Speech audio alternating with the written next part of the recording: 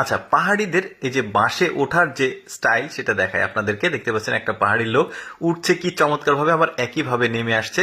তাদের আসলে পাহাড়ে থাকতে থাকতে অনেক ক্যাপাসিটি গুলো জানা হয়ে গেছে। এরপরে দেখুন কুয়া থেকে কিভাবে পানি তুলছে, এটা চাষাবাদ করার জন্য। এই যে কুয়াটা আছে, কি একটা অ্যানালগ পদ্ধতি, এখানে কিন্তু কোনো প্রযুক্তি নাই, কি বুদ্ধি খাটিয়েছে তারা।